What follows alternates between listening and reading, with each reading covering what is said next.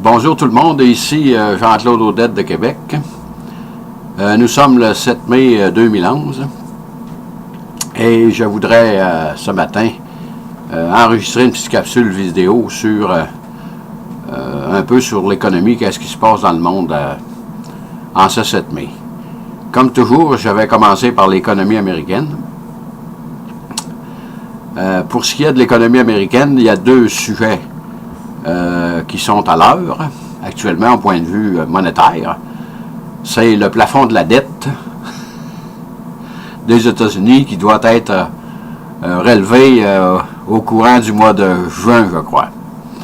Et l'autre jour, j'écoutais le secrétaire du président Obama dans une conférence de presse, là.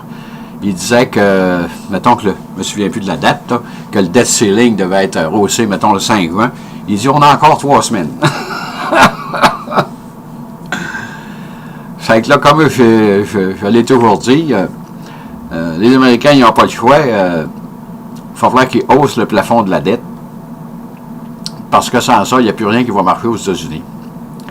Et vu que les Américains se sont enfoncés dans un gouffre financier sans fin, ils ne peuvent plus revenir en arrière parce que la pilule va être très, très douloureuse. Comme on le disait au début de 2009, là, il y a des économistes américains qui disaient qu'il faudrait que les banques fassent faillite.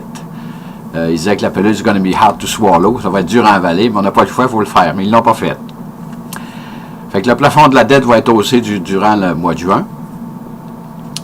Et maintenant, pour ce qui est des quantitative easing, là, on parle de QE3. Là, il y en a deux de fait. Ça, c'est des quantitative easing, c'est des 600 milliards du coup, là, qui investissent dans l'économie américaine. C'est-à-dire, c'est pas directement dans l'économie américaine, mais c'est pour sauver les banques. Ils sont obligés d'investir de l'argent. C'est-à-dire qu'investir de l'argent qu'ils impriment, pour garder l'économie américaine en vie. Mais avec un déficit de 14, bientôt 15 trillions, on voit que les Américains, malheureusement, ils s'enfoncent de plus en plus dans un gouffre financier là, qui ils ne pourront pas s'en sortir comme c'est parti là, c'est quasiment impossible. Et comme on le sait, c'est la Fed aux États-Unis qui émet les bons du Trésor américain.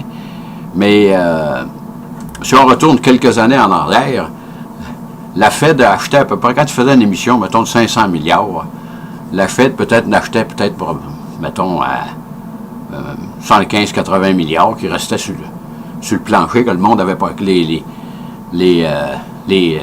la finance internationale n'avait pas acheté, là. Mais là, ils sont rendus que la Fed, ils sont obligés d'acheter 70% des bons du Trésor qui émettent. Fait que ça, c'est pas un très très bon signe pour QE3. C'est pourquoi aux États-Unis, on hésite, là. Qu'est-ce qu'on va faire? C'est bien sûr que s'ils refont un autre quantitative easing, l'inflation va devenir de plus en plus galopante à travers le monde, parce que le dollar américain perd beaucoup d'argent. Il dévalue énormément par rapport aux autres monnaies, parce que quand on imprime de l'argent comme ça, je dirais pas à volonté, là, mais c'est presque à volonté. C'est sûr que le dollar américain diminue de plus en plus. Et quand vous voyez que la Fed est obligée de racheter 70% des bons qu'elle émet, c'est pas trop bon signe pour l'avenir du dollar. Sur ce, je voudrais peut-être passer un peu qu'est-ce qui se passe en Europe. On voit que les aides des pays via le FMI, ça a toujours, ça revient à ce que j'ai toujours dit, ça ne marche pas. La Grèce, là, on voit qu'il y a de plus en plus de troubles dans le pays. L'Irlande, ça va être la même chose tantôt, là. Et là, on est obligé malheureusement, d'aider le Portugal. Aide pas le Portugal, là. La finance internationale aide les banques qui sont mal prises avec des prêts qui ont fait à l'intérieur du Portugal que les Portugais ne peuvent pas payer. C'est ça le problème. Et si on regarde le Portugal, c'est un pays, il n'est pas très très gros, parce que sa population est à peu près 10 600 000 habitants. Et elles ont une dette publique de 507 milliards. Tandis qu'au Canada, on est 35 millions. Et on a un déficit, on a une dette là, d'à peu près de 550 milliards. Et la comparaison ça ne se compare pas avec le Canada, le Portugal, là, parce que le Canada, il regorge de richesses naturelles. Puis comme je disais d'une petite capsule précédente, là, on découvre de plus en plus de pétrole au Canada. Et là, le FMI ont été obligés de prêter 78 milliards d'euros au Portugal pour qu'ils puissent faire face à leurs obligations. Ceci, suivant les experts, les fameux experts qui se trompent depuis 2009, là, que tout ce qu'ils ont dit au propos de l'économie, ça s'est avéré faux. Il n'y a rien de vrai de ce qu'ils ont, des pronostics qu'ils ont fait. Ils disent que ça va permettre de ramener le déficit de 9,1 qu'il est par rapport au PIB à 3% à la fin de 2013. Ça ne tient pas de bout, là. Comment croire à des idioties pareilles? Là, le Portugal, on lui a soumis un programme d'austérité épouvantable, là. Déjà, je pense qu'il y a 20% de Portugais qui sont presque sous le seuil de la pauvreté, là. Comment voulez-vous qu'en coupant des budgets comme ça à l'intérieur des pays qui puissent payer leurs dettes? Ça, c'est complètement impossible. Ça se peut pas. Et on dirait qu'il y a un plan, il y a comme un plan machiavélique de la finance internationale qui se passe actuellement dans le monde. On dirait que, comment je dirais bien ça, que les financiers, les grands financiers internationaux, pour soutenir le dollar le plus longtemps possible, ils vont écrouler l'économie des autres pays, comme l'Europe. Ils ont essayé de le faire il y a un an ou deux, mais ça n'a pas marché. Mais là, avec ce que le FMI fait via les pays qui ont besoin d'aide, c'est sûr que ça va arriver, ça. L'Europe, l'euro va s'écrouler, comme je le dis souvent, mais il n'y a pas grand monde qui croit ça, là. Mais c'est ça qui va arriver. Puis en plus de ça, les Européens, ils ne sont pas comme les Américains. Ils ne peuvent pas exporter leur dette à travers le monde parce que ces dettes-là se financent en dollars américains. Bon. Moi, j'écoutais Jim Rogers. Ça fait des années, lui, que c'est un Américain qui demeure en Asie maintenant. Je pense que c'est un multimillionnaire, là. Je pense que c'est un milliardaire, en tout cas. Lui, il dit que il a toujours dit, puis il ne change pas d'idée. Je l'ai vu l'autre jour encore, là.